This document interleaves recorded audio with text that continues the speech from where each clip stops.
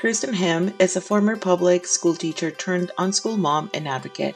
She currently unschools her amazing kids ages 7 and 12, and her advocacy work includes running an unschooling-inspired space for her local community. Kristen also serves on the advisory board of another self-directed education organization and loves appearing on podcasts to help inform others about the wonders of living a self-directed lifestyle. Hello everyone, welcome to the Unschooling Lifestyle. Today I have Kristen Him with me, who is a former public school teacher turned unschooler, and her and I connected through Dana Martin's advocacy program, because you went through the program, right, before I did? I don't know if it was before or after you did. I don't know. I feel like we connected Before? um, more through Andrea, our other friend.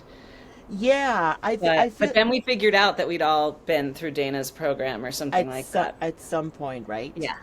Yeah. So let me get started with how was your, I'm gonna go way back into the beginning, Yeah. because I just love to hear everyone's story, personal story, in how it goes, how it was your educational journey. Like, how was your school experience?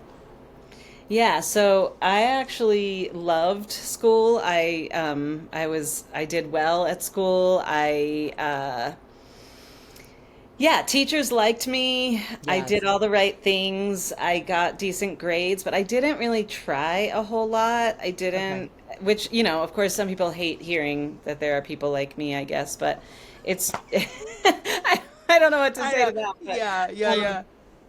but yeah, I think, and this is what I say now. In retrospect, I learned the game. Like I Yes. learned the rules and the game of like what I needed to do to succeed. I learned how to like, just pull out the keywords from standardized question tests and stuff like that, and I could just kind of do the things, and I guess I'm good at like rote memorization, or I was when I was a kid. My memory's not the same as what it used to Oh, be. amen for that. Oh, going through. Yes, Um, yes. but yeah, I liked school. I'm the youngest of three kids, and my middle sister hated school and did not, but my oldest sister was also a high achiever. So, and we grew up in a small town, so a lot of the teachers kind of knew me or like knew who my family was by the time Okay. I came up. So, yeah. Okay. Yeah, that sounds like some similar to my experience. I definitely knew how to play the game very, I learned early on too what I Mhm. needed to do to be successful, but I have always liked school too. Like I till this day, I love classes. Like if I could take a class every day, like in different subjects, I just love being in that environment. Yeah. So so that was a good part. So how do you decide to become a teacher? Like what comes to you and said, oh yeah, I want to do this, I want to go into this field, and how to, what happens in those years? Yeah, so even though I liked school, I still saw myself as a bit of a rebel. Um, Okay. and even when sorry, just one. So here, I'm giving my child my device. Yeah, I can Yeah, relate.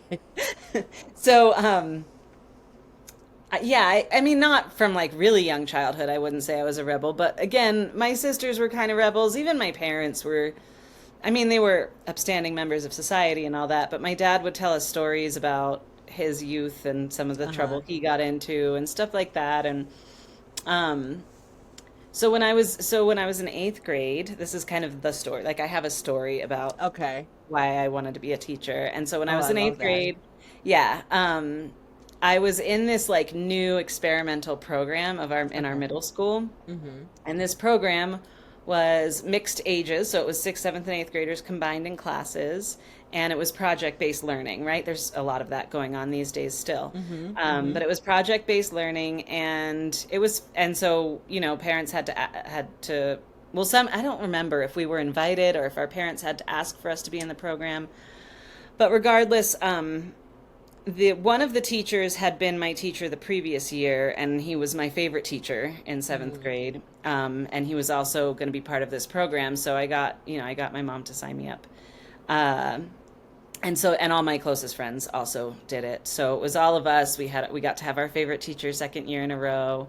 And this particular teacher was also a rebel, if you will. Mm, He didn't he refused to use, like, he was a reading teacher, and he refused to use the reading textbooks that were provided by the okay. district. Oh, yeah. Instead, he had his whole classroom, just like the walls of his classroom were just lined with books. He had bookshelves everywhere, and he basically had his own library. Library. And he had so many different books, so many different genres, fiction, nonfiction, comic books. And his whole, the way he ran his classroom was we could read whatever we wanted, pick a Yeah. book and read it, and then we all kept a journal where we wrote to him about what our books were, about what we were reading, and then he wrote back to us in the journal. So, and that was it. We could sit wherever we wanted, like we could sit on the floor, under the desk, on top of the desk, wherever we wanted. Such a And change, huh? yeah, and he would usually do 10 or 15 minutes at the beginning of class. That was like I think he called them mini lessons. So he would deliver some instruction, but then the remainder of class was either read your book or write in your journal. And that was it. And, everyone loved him and everyone loved reading. Yeah. Um, so we got the same exact treatment with him pretty much in our eighth grade year in this new program. The other classes looked a little different, but his looked a lot the same. So then at the end of the year, uh, it was this, it's hard to explain, and I don't want to go into too much detail because it's not really necessary, but basically the eighth graders only in this program were going to be required to take 2 standardized tests at the end of the year. Okay. So we did our standardized tests every year, starting in, like, I don't know, 3rd, 4th grade when we were kids. But it was always one. And so at one point, they took us to do a test, and they left all the 6th and 7th graders, and they were like watching a movie and having a fun day while we were all testing. And then, like, a couple weeks later, we expected the reverse. We expected us 8th graders to go watch our movie while the 6th and 7th graders tested. But instead, they told us we had to take that test too. And so we were really confused. And there was no warning. Like, they told us that morning when we showed up to school. Yeah. And so a few of my friends and I were, like, really angry. And, I mean, the reason there were different tests, like, I understand their reasoning. I don't agree with it, but I understand why, because they were measuring progress of this program or whatever, so they needed us to take this other test. But we were angry, and we were like, I this is bet. ridiculous. And so we kind of huddled up. This all happened, like, in the first half an hour of school, but we, like, five, six of my friends and I, we huddled up and we're like, we're not doing this. So we went into our testing room and we sat down, and then we filled in E for every answer on our test. I love. Yeah. Oh my So God, I love this. we protested the test. We were like, we're not going to do We're this. not gonna do it. So we all just kind of did it real quick, put our pencils down and sat there. And so the teachers, of course, realized what we were doing right away. The Uh-huh. teachers who were watching us and reported us to the admin. Oh my goodness. Yeah, and we got in trouble. We got in-school suspension, and we had to retake the test. Like, they made us redo the test. Oh, Um, yeah, but so the story behind I mean, like, circling back around, this teacher, this amazing, lovely reading teacher who we had, he was the only one amongst all of our teachers who was supportive of us. He was like, good yeah. for you for speaking your mind. Good for you for standing up for what you believe. And then we found out that possibly as a result of that, although I don't know, but his contract would not be renewed the following year. Of Like, he was going to be course. allowed to finish out the year, and then he wasn't allowed to come back. So it turned into this whole thing. Parents were writing letters to the Yeah. school board. Everybody loved him. Parents said that their kids were requesting books for Christmas when they previously hadn't, just because he had, like, instilled this love of reading in kids. Mm-hmm. Um, so it was a very, like, dramatic, tearful end of the school year that year. He stayed the rest of the year, and so, it was all the goodbyes and I mean, middle school is dramatic anyway. I am feeling this so much right now. I Yeah. am feeling this so much because it was probably a devastating loss for everyone that didn't find their place within the world of books and literature. And then they found the book because they were given the freedom of choosing whatever book, however you like to interpret and read whatever text. So I am feeling this deeply right now. Yeah, so it was, it was this very tearful, like, Yes. emotional goodbye. Yeah. Um, and that was pretty much it. So he was like my inspiration. So it was kind of like I had this moment where I was like, "Oh my gosh, this man has impacted so many lives and I want to do that too. Uh-huh. I want to be a rebel in the system." I think by then I knew Yes. that that it was broken, that it wasn't good, especially Totally. after the experience with him, but Mm-hmm. also just recognizing my own place in it. And so I had this like, I want to be a teacher, but I want to be a teacher who is going to change this. I'm going to make it better. Yeah, and so many teachers go go into that career because of that, Yeah. right? Like it feels like they see their struggles, they find that one teacher that changes everything for them, and Hmm. then they're like, I'm going to go ahead and do the same, for other people. But then the system seems to be more than often larger than Oh, yourself.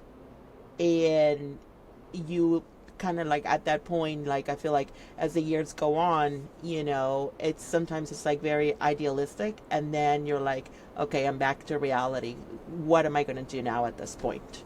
So yes. how many years were you, so you went to college, you did the whole, so you're in Albuquerque, New Mexico. So what's the process to get a teacher, to do your student teaching and then eventually get into a school?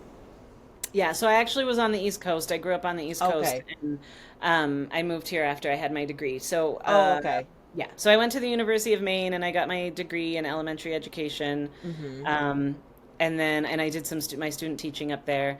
I moved Okay. to Virginia and I taught for 1 year in Virginia. I had family there. Um, but then and then I moved to Albuquerque. So I really often talk about my teaching career as starting when I moved to Albuquerque. I kind of like forget that year happened in Virginia. Okay. It's kind of silly. But it was just it feels like a blip, It was just like a Okay. little Yeah. blip. And I sort of started all over when I moved here anyway. So yeah, so I was in the public school system in Albuquerque for 16 years. Oh, Um, wow.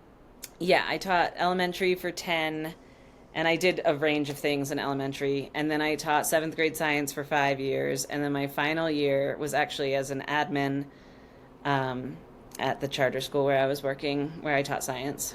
So, Okay. Oh mhm. my goodness. Now, so I know your sister was unschooling before you did, right? Hmm. So, talk to me about, briefly, how does she discover unschooling and how does she go into, so there are three questions here. How does she discover unschooling? How does she decide, I'm going to go ahead and do this?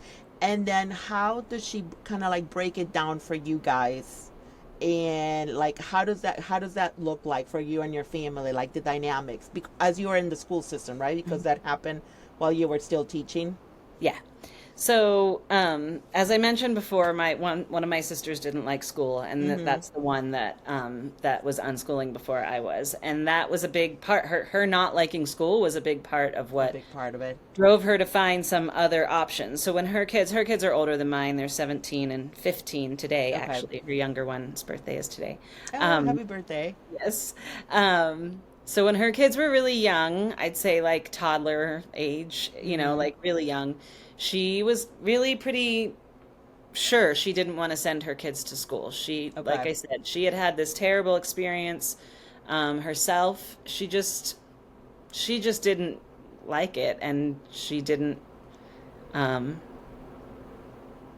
she didn't want to play the game. I think my sister was Mm-hmm. always a bigger rebel than I was, and Yeah, she like yeah. from pretty early on was like, "This is not good for me. People are rude. Like the teachers were not nice to her, stuff like that."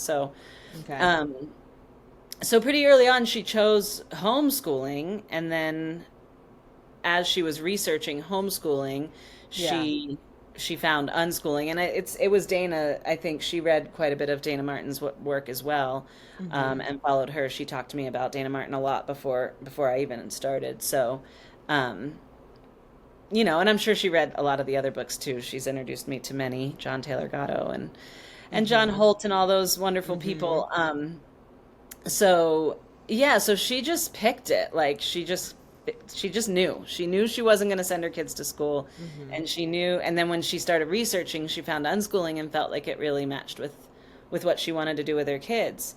Mm-hmm. Um and then and that was while I was teaching. I mean, her kids were born pretty early on in my teaching career, but I Okay. was already teaching. Mm-hmm. And it's funny because people ask me this question, ask both of us this question, like, because we are incredibly close, my sister and I. We moved here from the East Coast together at the same time. Okay. And we haven't always, but right now, and for the last 9 years, we live a block away from each other. Oh And wow. and we spend a lot of time together, and we always have been close Mm-hmm. since childhood. So, it's funny though, we did just kind of live these like opposing lifestyles for quite a while she was Mm-hmm. this unschooler and I was like, I'm this public school person. And I got it. Like I got why she was doing what she was doing Mm-hmm. because like I said, I knew the system was broken and Yeah. I knew it wasn't good for kids. And while I got into it to be a change, I of course found myself just conforming and being part of the system as I went through it. And Mm-hmm. I didn't really see that, of course, until I was leaving or getting ready to leave. Um, but yeah, we both just kind of like lived those lives, and we would talk to each other about things, and we were just very accepting of like, okay, this is how you live your life with your family, and this is how you live Okay. your life with your family, and um, all of that. But of course, she was talking to me about her stuff. And I would always say things like, well, I could never, it wasn't actually ever about the unschooling that I told her I couldn't do. It was she and her husband run their own business. They started their Mm-hmm. own business about 16 or 17 years, no, 16, 15 years ago, something like that. Um, and I was like, I could never own my own business. For a lot of reasons. I like my steady paycheck that comes from somebody else, all these different things. Mm-hmm. And I guess I also viewed that lifestyle as somewhat connected to her unschooling or like attached to it. Like they have the ability to unschool because they also run their own business and have the Okay. flexibility and the control Okay. over what their life is like. And so I think I looked at them as sort of intertwined, which of course they are, Yeah, they are not but at this point necessary. I've learned Mm-hmm. that people can unschool 1,000,000,000 different ways, based Yes. on what their lifestyle is.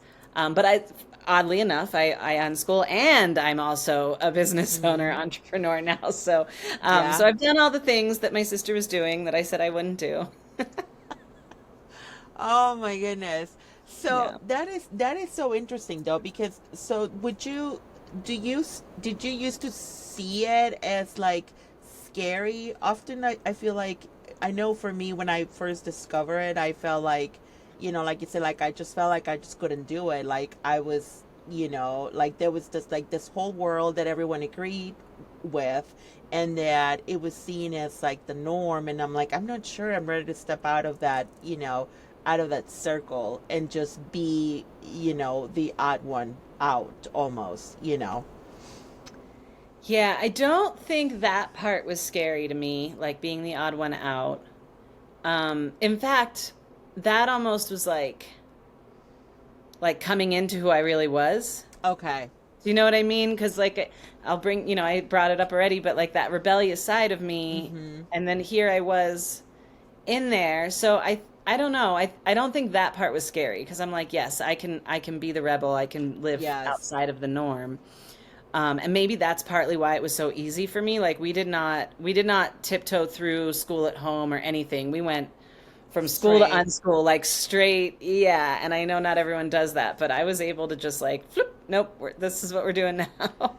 That is so amazing though, because my Yeah. transition was definitely, it was almost painful for me to realize, that I was going all wrong about it. I'm like, I can't be home with my children, and do this different lifestyle if I don't let go of all of those assumptions that they should be doing. Like, I was carrying all that burden of expectations, and I was trying to put it on my children. I'm like, okay, this isn't going to work. So I mean, like, I need to let go, but it was painful for me and very expensive because I actually spent a lot of money, Yes. trying to buy curriculum and doing the school at home and all of that stuff. So Okay, so you're in the school 16 years. Now, did you had your children while you were teaching too? So how does your unschooling so what happens that you're like, okay, we are not doing this anymore there in the school? And how old were your kids when you guys did the switch? Yeah. So yeah, it was like my husband's a teacher too. He teaches music, so he's like he has fun at his I mean, sorry, lots of teachers have fun. But anyway, I love that. he's more the fun class, you know. Yes, And yes. he's still there. He's still doing it, even though we both hope he'll leave eventually, but Okay. it's okay. Um, so yeah, it was kind of like my husband's a teacher, I'm a teacher, my kids are going to go to school. Like that's what we're a school family, you know? Mm-hmm. So I had my first daughter in 2012. So I'd been teaching about 8 years at that point, Oh actually. wow. Okay. Um, yeah. And let me think. So I had saved up enough. It's so terrible that this is how our system works, but I had saved up enough sick leave that I could take 8 weeks off paid. So that's what I did. And that was from Mm-hmm. teaching for 8 years and taking minimal Yeah. time off before that. But fortunately, we can roll it over year to year. So I had 8 weeks off. And in that 8 weeks, I really tried to find a work from home job, to be honest. She was born, Yeah. and I was like, I do not want to go to work. I do not want to leave my child. Mm-hmm. I just want to be home, Oh my gosh. Yes. And I spent a good chunk of that maternity leave trying to find, and I actually made it through a few steps in this one job that would have been, it was completely different, but it would have been great. And then at the end, I didn't get it. It was like between me and three other people. So Mm-hmm. I hung my head and went back to work. My mother-in-law came to visit from Chicago and ended up staying for the next 8 months to take care of our baby Okay. while we finished the school year, which was great. But it still wasn't the same. But I, I guess I dealt with it and kept going, and then we got Yeah, used we to all it. do. But Mm-hmm. it was It's painful to hard. leave my baby at the beginning. Oh yeah. Mm-hmm. Um, so then, yeah, and then that same mother-in-law who came and stayed for 8 months actually went back to Chicago, got her husband, sold her house, and moved out here permanently yeah, so that she could Oh, help us take care of our kids, which was such a blessing, such a gift. always. Um, yeah. So we were really blessed with that. So she would come and take care of our daughter. So in that way, at least I knew she was with somebody I trusted. Yeah. Um, it was really lovely. And then my sister was always our backup care too. So it was like I had really great support to be able to be at Mm-hmm. work. Even though I wanted to be with my baby, I felt good about where she was. Totally. Yeah. Yeah, so then she started school. She has a late August birthday, and the cutoff here is August 31st. So she barely made the cutoff. She was the youngest kid in her class, pretty much. Okay. But she started pre-K, and then we did kindergarten. Um, and so she did pre-K at this one school actually at the school where I had originally worked and where I met Mm-hmm. my husband. Um, I and love we it. sent her there because we liked the pre-K teacher, and we were just like, she'll be good there. But it wasn't our district school. And then we put her in a charter school for kinder and first grade. Mm-hmm. But we didn't love some things about that school. So then my husband was moving to a new school, and we ended up sending her with him in Okay. second grade. And that was mostly a convenience thing, right? They can go to school together every day. Yeah. Uh, so that's where she was in second grade when the pandemic started in March of that year. Oh, okay. Okay. So yeah. So the pandemic definitely had a big role in, Yes. I mean, who knows if I would be here if it wasn't the pandemic. I like to think I would Yes. have found my way here some way. Um, but yeah, so it's kind of a long story. The following school year was going to be all virtual for Yeah. like the whole Mm-hmm. year. And so Mm-hmm. this woman created this pod school for her employees' kids, and she hired a teacher to watch her employees' kids do their virtual school, and I was the person she hired. Okay. Um, yeah. And I was able to bring my older daughter. My little one at this point was 4, 3. When was the 20? She was 3. 2020. She was almost 3 when the Okay. pandemic started. So my little one hadn't started school, and she was still hanging out with grandma every day. Um, but the older one was able to come to this pod school thing with me, and So it was during that year, that pandemic year, that it was a lovely job, and I kept plenty busy, but there were also periods of time where I could kind of just sit and think, and I wasn't doing lesson plans, and I was just helping kids. I wasn't in charge of their education like I had been as a classroom teacher. Um, so lots of thinking, and Yeah. a lot of people say I haven't thought about this before, but I've heard a lot of people say like, oh, the parents were watching their kids do virtual school and getting a glimpse into the classroom and saying either I can do this, or is this all they're learning, or they had lots of questions about what they were observing. Mm-hmm. And I guess I did have a little bit of that. I had this, even though I had taught it, even though I had done a lot of it. It's funny, but diagramming sentences, my third grader was diagramming sentences, and I just had this like, why is this important? Like, is this really important?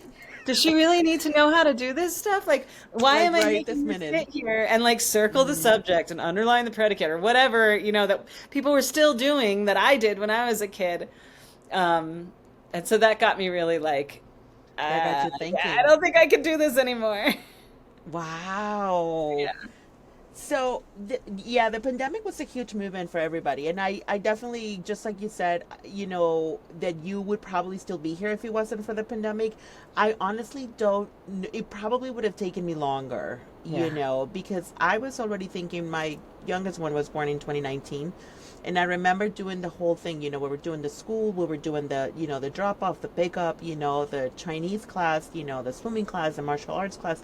And I remember tugging the car seat, like along. And I remember feeling it so heavy. And I'm like, I just don't know how long I can go on like this. Like, I just honestly didn't know how much longer I could do that without completely going into like a complete like psychotic breakdown or something, or some health coming at me, because I just was not stopping. Like, I was just going full force. And then the pandemic 2019 was like, at the end of 2019 we were already in the airline industry, was starting to hear about it, about Mhm. COVID. We were having people, I was flying from different places, and I was having people that were coming from places that was more, had started already, and they're like, aren't you afraid? And I'm like, well, I live with germs basically flying, for almost 20 years. I have always been around them, so I wasn't really scared. And then I was like, but, just, whatever happens is going to happen here in the airline industry. Like, there's no. And then 2020 happened. In Michigan, they closed schools on March 13. And then my company offered a leave of absence. Mm. And I'm like, this is my chance. It's either now or never.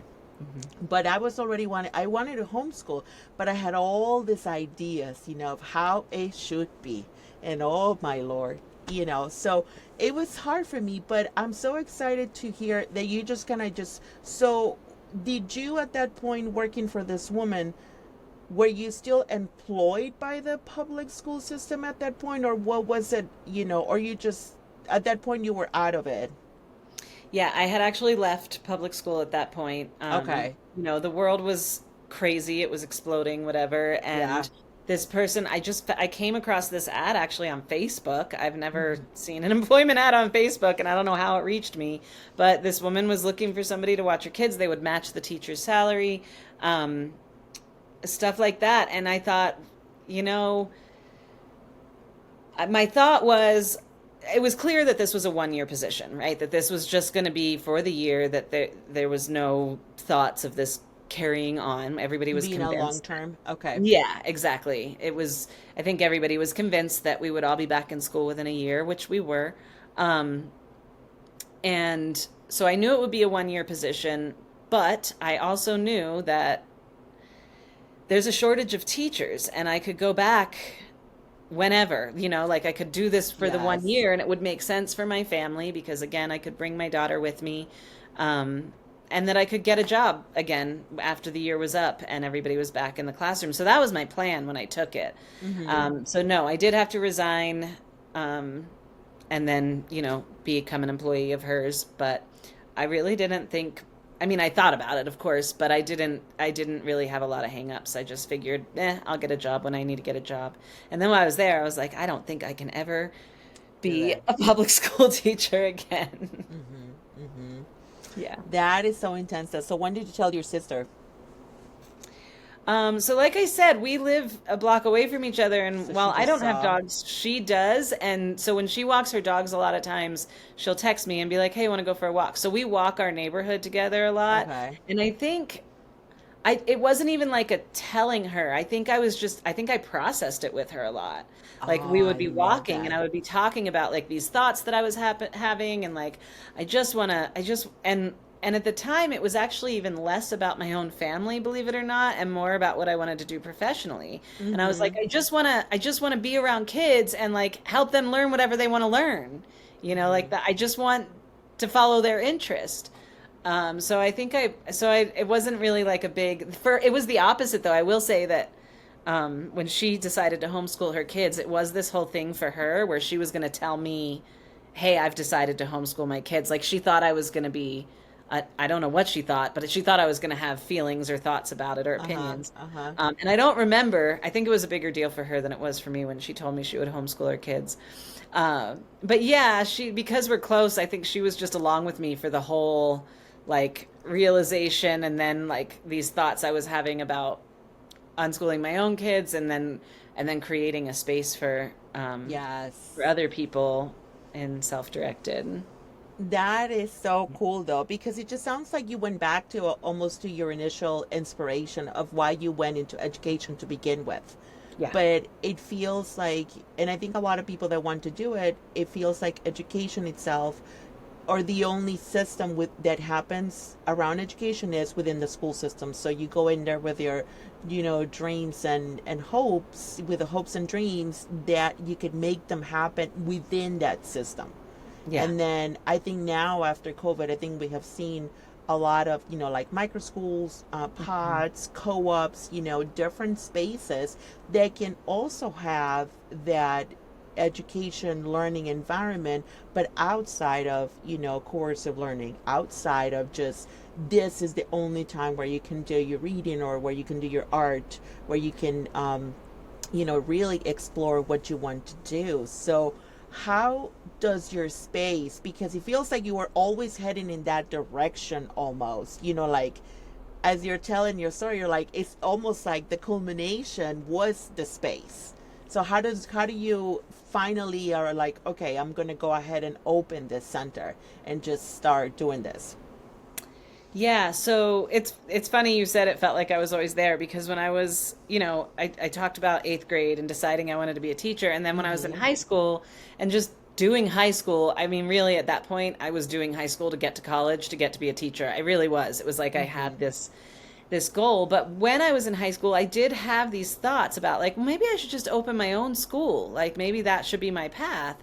And at Mm-hmm. the time, I made this conscious decision as a teenager. No, I'm not going to open a school because I don't want to be a business owner because being a business owner isn't being a teacher. Like that's kind of how I looked at it. Like I want to work Mm-hmm. with children. I want to be with children. Um, and I didn't want to deal with owning a business. Like that just seemed really Yeah, overwhelming to me. it can be though. I Yeah. have to say Oh, it. Yes. yes. We'll get to that. We'll get We to can that. get there, yeah. Yeah. So, yeah, so I laugh at myself and I look back and go, "Oh yeah, I guess I was on this path all along." But Mm-hmm. clearly You were. I needed to What you, go through yes. what I did. I Yes. needed to have the experiences I had. I No did take doubt. on like small leadership positions a lot in when I was teaching, so I think that helped get me to where I am now. But yeah, when I was thinking about I want to unschool my own kids and I want to help other kids, I thought the only way to do that is to make a business out of it. I mean, that's like, how else would I Mm-hmm. do it, you know? And so I Mm-hmm. just kind of decided. And I mean, I talked to my husband, I talked to my sister, like, I did a lot of Yeah. talking and thinking and soul searching and all kinds of Mm-hmm. stuff. But then I just started doing stuff. Like, I was like, I You guess just I need a started. space. Yeah, I was like, I guess I need a space because I didn't want to have people in our home. It's just not really set up for that. So I Mm-hmm. guess I need a space. So I started looking at spaces and then found one and was like, okay, this will be my space. And it needed a ton of work. And I got in there and like painted all the walls and ripped out carpet. And like a lot of that I did myself. I hired a couple of Mm-hmm. people, but um, yeah, and then we just I've taught myself how to build a website, and I Yep, just same learned here. all these things Yeah. that I needed to learn that I didn't even think about really when I decided to start.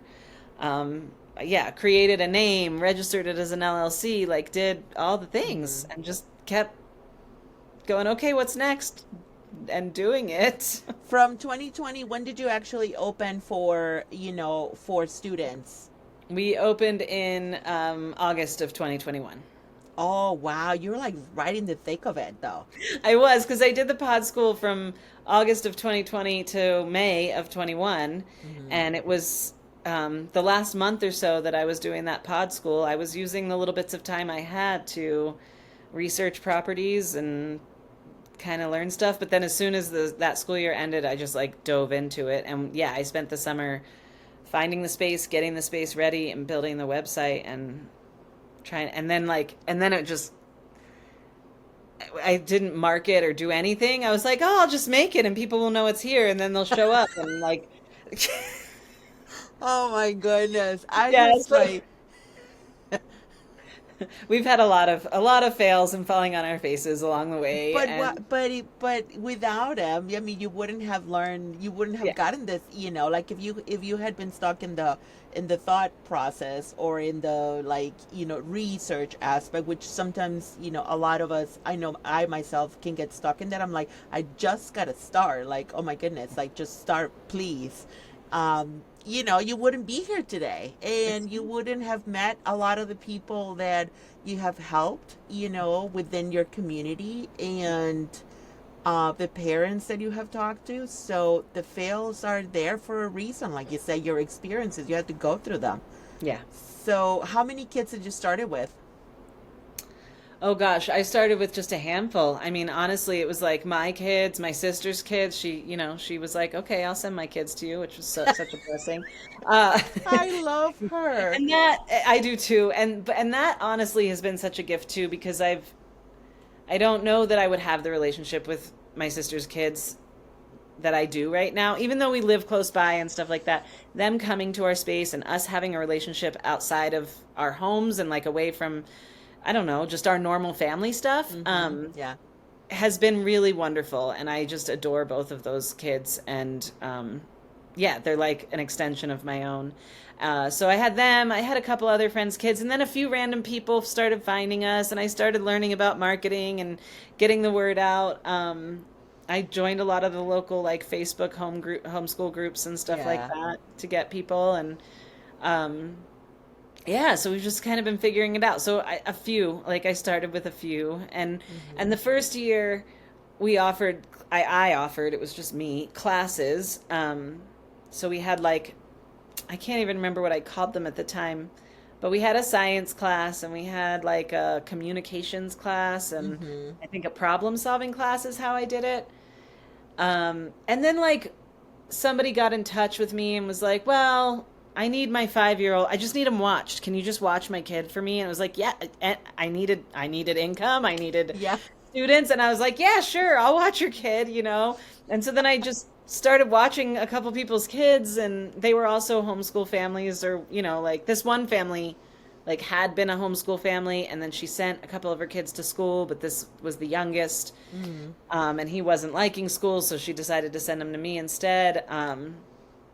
Yeah, so it was all very piecemeal that first year for sure. Okay.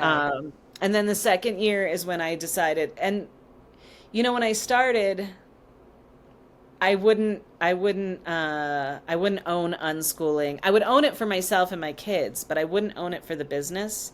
It was like, no, Okay. we're for homeschool families, even our name is Homeschool Connection. Um, and that was kind of based on some advice like, well, you don't want to cut off who's going to come to your space by calling yourself unschoolers. You know what I mean? Like Okay. some Hmm. people might be turned off by that. But after the first year, I said, forget that. I am owning it. This is my truth. I'm going to stand in it. Yes. And so I decided to create a program that was Unschool inspired. And so I decided, yeah, so that's what I did. I created this program called the Free 2 program, where we ran 3 days a week, all day, 9 to 3. I gave families options, come 1 day a week, 2 days a week, half a day a week, whatever you Yes. want, like sign up and come. And then within that program, we had these, what I called at the time, targeted activities. So like there was a targeted activity for each morning session and another one for each afternoon session. Mm-hmm. So some people came specifically for the activities, some came just for the drop off. Um, and yeah, so we did that the first year, and then or the second year of business, but the first year of that program. And we just last finished our second year of that last year, and we added in a clubs program. So Mm-hmm. we do the drop off that's very unschooly and like explore, do what you like. We have craft materials and games and toys Yes. and space for kids to play. Um, and then we have our clubs, so then kids can come in for, a science club or an art club or a social, like we have a teen club that does really That is well. so cool, though. I Yeah. love that you give family choices, though, and I think that's one of the reasons why we went there, because honestly, choices are, like even for the programs that are offered after schools, there are hardly any choices. You Mhm. either commit to this, financial, you have this financial commitment to this, even though if you don't use it, you still have to how to go through it, and the options are very limited, for people that are like trying to, outside of the, I don't know, 4 to 7:30 ish, because that's when all the activities happen. Like Mhm. all of the bulk activities are for the after school program. And when I saw your links, there were just like so many choices, and I'm like, oh, everything sounds so exciting. That we're gonna go and all the way to New Mexico to check it out, because we took a trip out there. For our listeners, we met Kristen and Andrea in New Mexico. For I was just there for one day. I was on a work trip, but my family had been there before that, so for a few days, so they got to see some museums and stuff like that, and we got to spend some time over there. And choices, I feel like that is what we parents are looking, and I think what the kids are looking for too. Mhm. So, in your space, have you connected with this, previous persona of educator that you wanted to be when you went into it? Going back to the teacher that was inspiring to you, like, have you connected with that dream of being that person for other children too? Yeah, what a great question. Yes, first of all, it was fabulous when you were here and Andrea. It was just like so much fun to see Yes, you it was guys so in person. nice. And I'm so honored that you like chose my space to come see. Uh, I wish so you were closer. I really I, wish you were yeah. closer. And offering choice is definitely like a really high priority for us. Hmm. Um, and it's super hard. It's like we have to cut the choices off Yes. somewhere. We can only do Yes. so much. Have I connected with my like yes and no. It's funny because I think I've grown and changed so much Hmm. since my youth, but also it's like I've held on. I definitely believe I'm interacting with kids and stuff in a way that's much more aligned with what I believe and what I value. Hmm. And at the same time, when I talked about like, well, I didn't want to be a business owner, I do feel myself stepping much more into leadership role and Hmm. actually not, I mean, I'm still interacting with kids and I still play a big role in interacting with kids, but I also see myself stepping back from that role and more into the leadership part of the business Hmm. as we grow, Okay. and bringing in more of other people to do the direct working with kids. But I also think I know very much what I'm looking for in people who I want in my space working with kids. And Yes. I'm also open to, coaching or supporting and encouraging how those adults work with those kids. Yes. So I definitely think I've stepped into that. But I really appreciate that question and opportunity for reflection. Yeah, that is just so so sweet though, because I honestly think as we move forward and more people are starting to dive into it, I do see in some of my mom groups for people that are, their little one is turning a year old or 2 years old, and they're suddenly start to feel the pressure of what are you going to do for school? Where is the preschool? And then they all start to question, but I don't want to leave, I don't want to leave my child. Like they're not comfortable. They start to feel that discomfort, but they don't really know where to turn. And I feel like I went through it with my oldest son, but I didn't really know that I had other options. So, and I think that's the biggest, as we move into different dynamics, those options like your center are starting to appear more and more. So it's becoming more like, oh, okay, well, maybe this will work for now. And then just going to. So and as you start to be more of an options, are there other spaces like yours around your area as well, or are you like pretty unique? So there's Albuquerque is not a large city. I'll start with that. We're a pretty Yes. small city. I think we have around 1 million people, so pretty small compared Mm-hmm. to a lot of cities. It is the largest city I've ever lived in, but we have, and there is a pretty. It is I a. love It feels like I a big love it. city to me. Yes, yes, But yes. then I recognize that, we're just not all that big. We do have a pretty good homeschool population here, Okay. and more of them are calling themselves unschoolers, although we don't, of course, require that. Like, people Yeah, can. anybody can come, right? Yeah, So, and we have families that do the whole school at home thing when hmm they have their kids and then send them to us for other times, and that's all fine. So we don't have any place that's just like ours. We have some comparable places. There's an organization here that does just classes, and they are like a teacher. They kind of organize the teachers where they just sort of oversee and create the all the organization. But okay. teachers teach classes, and parents pay for them. But it's all just organized, and it's mostly homeschool parents that are teaching the hmm classes. So we have that. We have a number of co-ops. We have several co-ops. Yeah, copes are big here too. Some of them are more well established than others, and a lot of them are religious based. But we do have at least one, maybe a second one, that are secular, and They're our secular. organization is secular.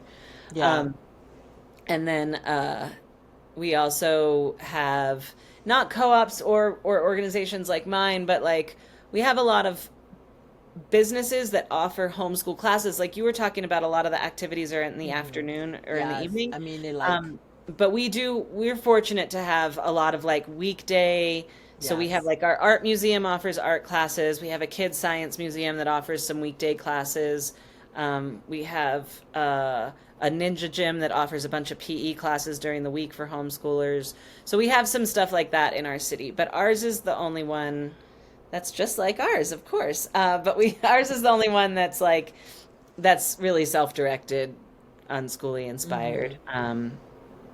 Yeah. I love that.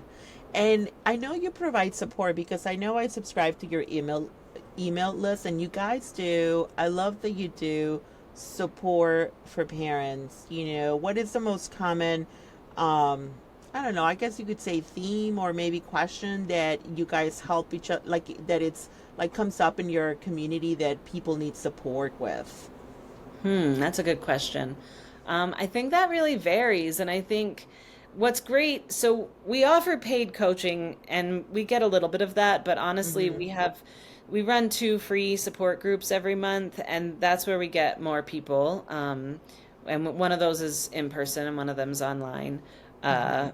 but those groups are really lovely. They're very informal, and but the idea of a group, the idea of community, to me is super powerful. Having 3 or 4, or we've had as many as like 10 or 12 people at these meetings That's, too. yeah. Um, Mhm. and it's just, and we actually, and I say we because I have another person that helps me run these meetings. Mhm. And then we as a group choose a topic. So we actually have a topic as our starting off point for each of these meetings. And like I said, we decide as a group what the next month's topic will be. And Okay. then like we try to look up some unschooly articles to share, or podcasts, or different things. Yes. on the topic and say, like, here's some stuff if you want to explore it before the meeting. Nobody has to, of course. We don't believe in forced homework. Um, but Yes. but I'm trying to think if there's really a theme. I mean, it ranges all over, and we get people in the groups who have been unschooling since their kids were tiny, and we have people who are brand new to it and just leaving the school system. So it really varies. But we had this meeting several months ago now, and this mom was so cute. I adore her. But she always delivers her questions and her problems with a lot of humor, which I adore. But she was Yes. talking about how her 9-year-old was really into Roblox, and all she ever wanted to do was Roblox. And mom was picturing her as an adult in an interview, like in a job interview, and they said, "What can you do?" And she was like, "I can do Roblox." Oh, I love that. I love And that so so, much. yeah, I mean, so it's stuff like that, right? Like, will my Yes. children read? How will my children read? Will they ever break Yes. free of this one interest that seems to have all of their attention? And in reality, of course, this child actually does a lot of things and doesn't just play Roblox all the Doesn't time. just play Roblox. Yeah. But we've had some great stuff. I mean, we've done some meetings where we talked about school wounds and we talked about healing from Oh, school wounds. yes. Yeah, so some of them are deeper, some of them are That's a little bit more very deep. practical about like the how Mm-hmm. to and the what. Mm-hmm. But I think a lot of the people we get are further along in the journey, and that's when we tend to go a little deeper with what we're talking about. Yeah, I feel like it's so like the first step leaving the school system or just leaving that ideal behind is just scratching the surface of some of the healing that we as parents have to do in order to provide that space of freedom for our children. Mhm. Um, yeah, I feel like when I realized that I had to go deeper into some of the wounds that I had, I was like, why? Why do I have to go deeper? I mean, I bury the stuff. I didn't go deeper in the past because for a reason, right? I mean, I didn't really want to acknowledge it. Now I had these two tiny humans that they refuse to let me go on without addressing that. Like, this isn't how this is going to go.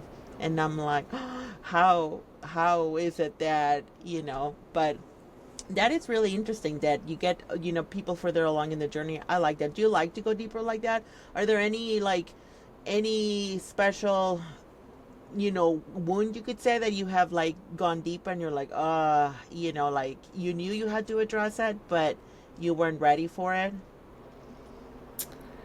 That's a great question. So I will say first that I never even considered deschool. I'd heard the word deschooling Yeah, before, deschooling. Mm-hmm. but I never really considered it, and I never realized how much inner work I That was going to is. need to do in Yeah. order to Mm-hmm. unschool my kids. Yep, yep. Um, and then it's like and then for me, it's like once I start, it's not even about my kids. I mean, yes, it all benefits my children and Of me, course. but it's like, okay, I've started this work of inner healing and deschooling or deprogramming, and it's like never going to end now. It's kind of just like that's where I am, and I think there's just always going to be layers to peel back Yes, and things without a to doubt. explore, right? Mm-hmm. I fortunately don't think I've had anything come up where I was like, or maybe I have, and I just don't even acknowledge it. I don't know. Where I'm like, I'm not ready for that yet. Mm-hmm. It's hard because the meetings that we have are an hour and a half, and even Mm-hmm. that feels really short because we do our introductions and we start talking, but then you don't really start getting deep until you're a little ways into that meeting. Yes. And then if you have everybody sharing, we've played with some facilitation things where we'll like time people and say like, okay, everybody gets 4 minutes to share about this. And then it's like 4 minutes is nothing, right? You No, start it's digging not. into something, and Yes. then it's like dee dee dee dee dee dee. Yeah. Then your timer's going off. So, uh, yeah, it's interesting.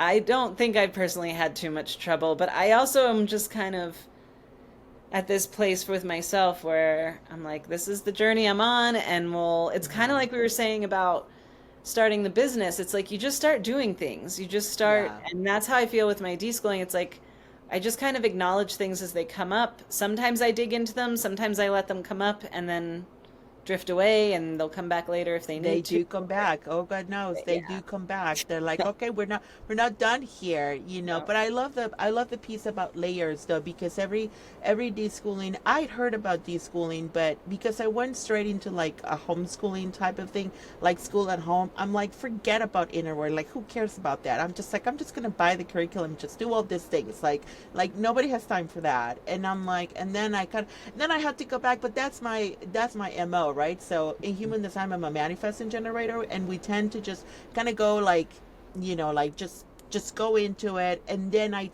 have to backtrack because I start like all choppy, just go in, but my foundation isn't strong, so I had to do a lot of backtracking, and inner work was one of them. That was like the layers have been different at every level now. So um yeah, they continue to be, like unraveling. It's like Yeah. this onion, like continuous and continuous and continuous though. So now with your center, so you have the support, you have the children, you're in a break right now, but you did a big transition from business to, or you are in the process of this transition from business to nonprofit. Now, what happened there? Like Yeah. how, like yes, tell me all the juicy details. Yeah, so we're still in transition. It's a long Yes. transition is a Mm-hmm. long time period. And I don't even like I'm like, we'll know when we'll know we're fully transitioned when we know it. Like, who knows when it'll be. Um, Yes.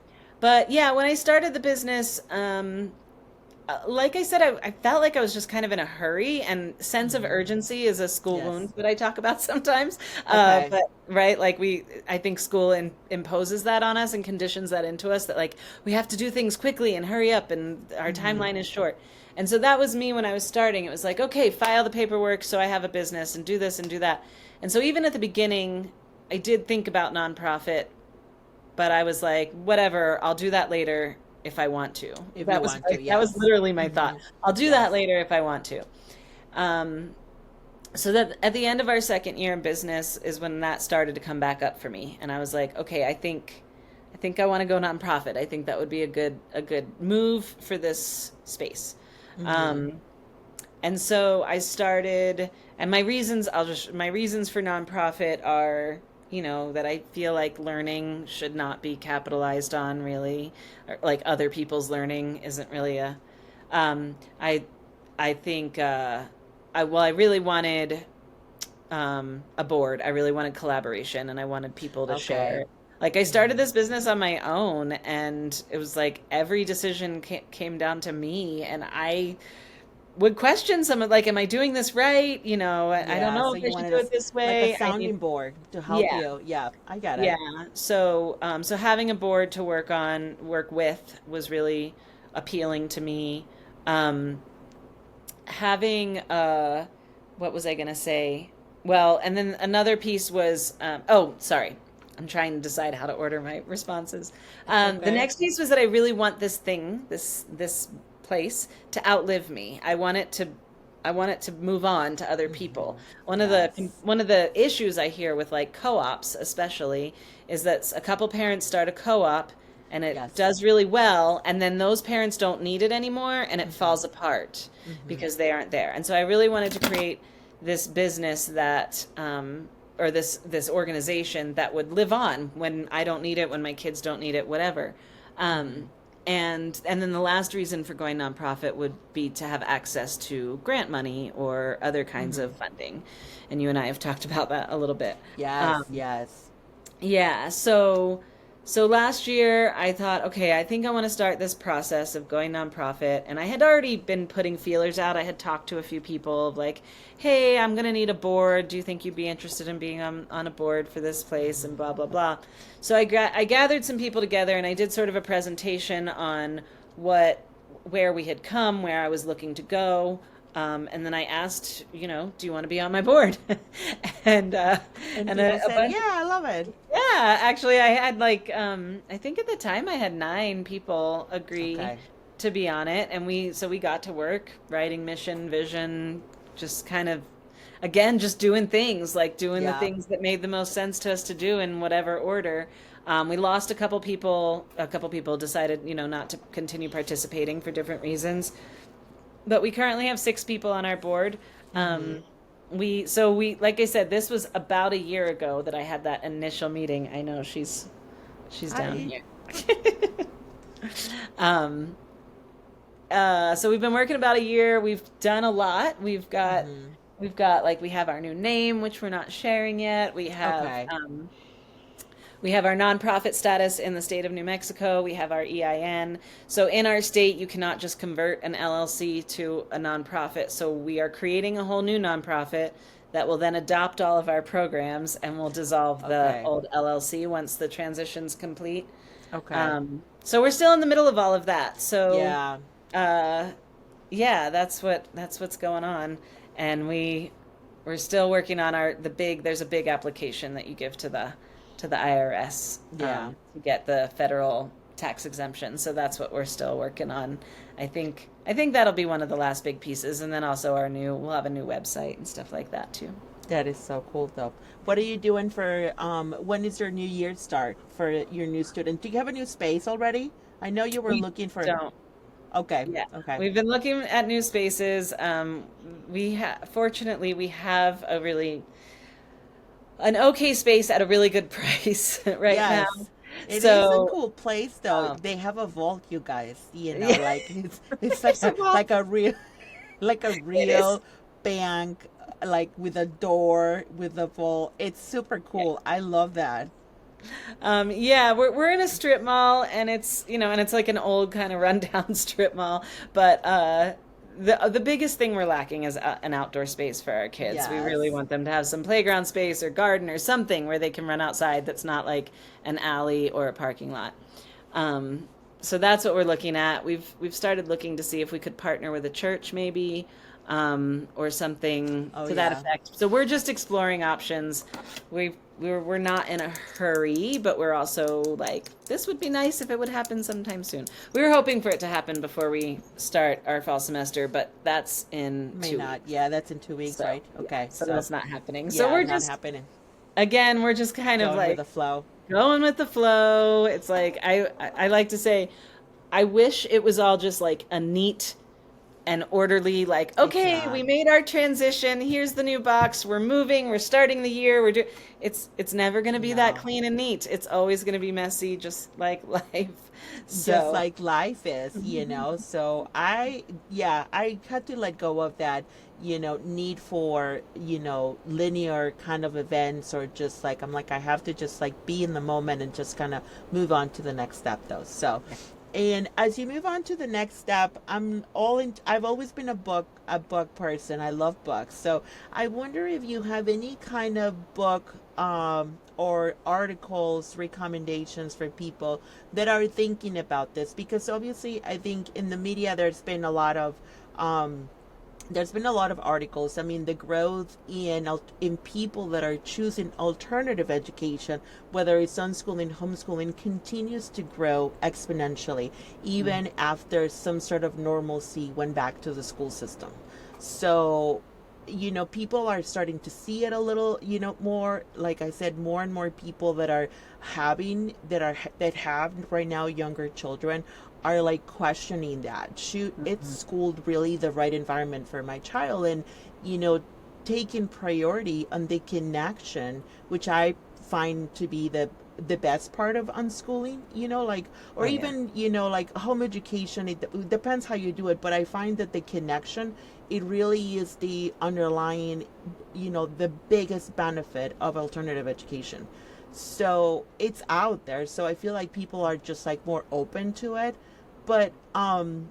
But sometimes it's kind of hard to be like, oh yeah, let me just go into it. So people, there are resources, books, podcasts. I love podcasts too. But talk to me about some books or literature, or people that have really made an impact on your journey, as you like go into this, advocacy for freedom in like children's lives almost. Yeah, so you mean books specifically, not specifically about opening a center? Well, about no, maybe not about the center, but just Okay. like, About unschooling. just about unschooling, just Yeah. like seeing life different because you were really, Mhm. I mean, you were in the public school system. You were trained to be with that, within that environment. And even being from that environment, you're like, this isn't what I think is right. This isn't what I want to do, you know? Yeah. Yes, and good because I haven't read any books about opening a center, although I'm sure they're out there. I love it's just like good. I just I don't have Any of them. anything. No, but when you were asking the question, I was like, geez, should I have written some books, read some books? I don't know. No, No. absolutely not. Oh, that's so funny. Yeah. No, no, no, no. Yes, Um, any books that so have, yeah. Okay, so first I'll talk about two books that actually had a hand in making me choose this path. oh And they yes. aren't unschooly books. They're not the books that you think of. They're not the books that everyone talks about. That's perfect because Yeah. we want more options. So something I left out from my journey is that Oh, I juicy mentioned. confessions. Yes. Yes. Well, I mentioned that I did a year of admin Mm-hmm. when I was still at school and or still teaching. And when I did that year of admin, I was not credentialed. I'm still not credentialed to be a public school admin. I don't have a master's degree or administrator's license in the state of New Mexico. Um, Okay. but I was in this position. It was, I was at a charter school. The position opened up and they were like, you do that. Okay. And I said, okay. But I needed to, so when I was doing it, it was like, okay, well, if you're doing this, you need to be taking some classes towards the credentials so that you can get there. So Okay. I started educational leadership master's program at, Mm-hmm. our local university. And I only made it 2 semesters. And it was in that second semester that I sort of started having these. So it wasn't just watching my child diagram sentences, it was also doing some of the coursework for this class. Okay. So one of the books that was required reading for the class is called Pedagogy of the Oppressed, and it's by an author named Paulo Freire. Mm-hmm. Uh, and he's written a couple books, I think, but this one was required reading, and it really is about how our public school system is a system of oppression, Ah. and how the oppressed become the oppressors, Mm-hmm. as they become adults. And Mm-hmm. I mean, I may be simplifying it. It's been a long time since I read it now, and um, but that book really like stuck with me, and I've heard some Mm-hmm. other educators talk about this book as well. Mm-hmm. So there was that book, and then there was another one called Schooling America, that really just kind of talked about the history of education in Mm-hmm. America and sort of its purpose and its yeah, kind of its like when it was about assimilation for immigrant Mm-hmm. people, and stuff like that. And so that book just talked about the progression of public schooling, and it just I don't think this is the intention of the book, but to me, and maybe it's because I had already read Frary or because of my sister's influence, I don't know. But for me, as I was reading this book, it was just like, oh, and then we manipulated kids that way, and oh, Mm-hmm. then we manipulated kids that way. Yes. And it was like, why is this the focus? Is to manipulate children instead of allow them to be and grow into who they are. Into who they already are. Yeah, Mm-hmm. so those were two books that actually got me really thinking about pivoting out of the school system. And then, I have a lot of the same favorites that I think other people do with um, Peter Gray's Free to Learn is a great one. You Mm-hmm. mentioned Pam Laricchia Yes. earlier, and I really like her. She also has a book called Free to Learn that I read early on. At least I'm pretty sure it's her.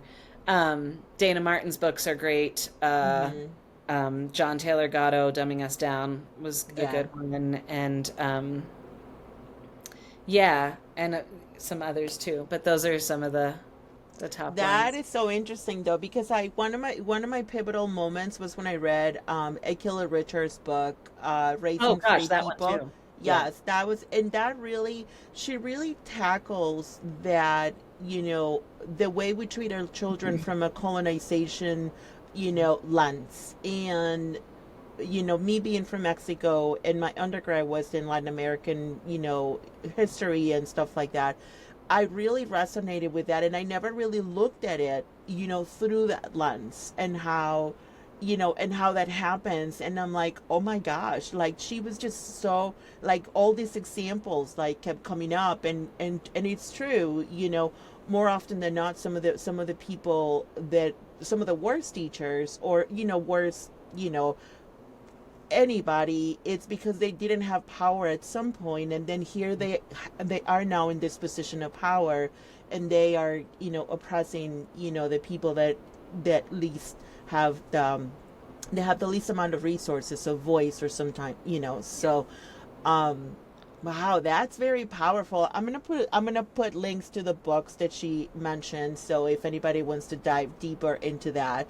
I know I would probably buy the books because I love research. I feel like every book has a different meaning after, you read it, and then you come back to it a few months later, and then kind of like it's a, slow process. Like you say, you just have to start and then just go in, kind of keep on going like that. So amazing. Do you have any words of encouragement, for anybody? I feel like for parents, your story is like very, it resonates a lot. I feel like a lot of people take, not comfort, but it makes it change a little bit easier to know like how they're feeling perhaps about their public school education. It's like, I'm not the only one that is feeling this way. People that are within it are often leaving the system constantly for different reasons, and it really supports parents. But for other educators that perhaps, want to open a center, that perhaps want to go in that direction, because I honestly think that's where the biggest gap is right now. Because being at home and doing facilitating, it's a great experience, but it's not always possible, because people still have jobs. The reality of paying bills, the reality of having to go to work, it's very much out there, and that's okay. But I really wish we would have more spaces like yours, with choices, with a respectful way of being around the children, and modeling that, that they do have a voice, that they do have the respect that they deserve, in the space to ask questions, to not be judged for their questions, or perhaps for their mistakes, but rather just as a learning experience. And what a wonderful opportunity to carry that on from from their home, with their parents, and then through their day, and then back again at home when their parents are, come home from work, and spend some time together, where everyone has been respected throughout the day. Yeah. And everyone's needs have been met throughout the day. And then you get to come home as a family and continue that bond, that it's just going to make you a better person. And then, the mental health crisis perhaps won't be as intense as it is right now. So, yes, any words of wisdom for the parents, and for the people that would like to see a dream like yours, come out into reality? Yeah, well, I think a theme that we've talked about today is like just start doing Just things. start. Yeah, that's what I Yeah, was like thinking. But I'm just like, I don't start. want to put that on her. No, but I think like I don't know that I've ever thought about it that way, but yeah, like just say for if it's your family, and you're not sure where to start, like just start, just do Mm-hmm. something. Yes. Get your kids out of school if that's what you're thinking about, to just go do it, Just it Mm-hmm. doesn't matter if Mm-hmm. they've been in school for our kids. Actually, today was the first day for public school where I am. Yeah. So, Mm-hmm. so people Ours just is started coming up school. too. Yeah. Mm-hmm. So yeah, I'd say just start. And if you want to start a business or a center, like just start where it makes sense for you too. Some Mm-hmm. people do, like you said, some people do need to go through a research phase, and that's not something I did all that much of. And maybe it would have been the one piece of advice I have that like maybe I wish I had done a little differently, um, would have been to start as nonprofit. It would have been a lot more work, and I don't know if my space would have made sense to do then. But I would say think about the business structure that you want to have, um, and maybe explore a couple different options before you make a choice. Because I was just like LLC, that's what I'm gonna do. It makes sense.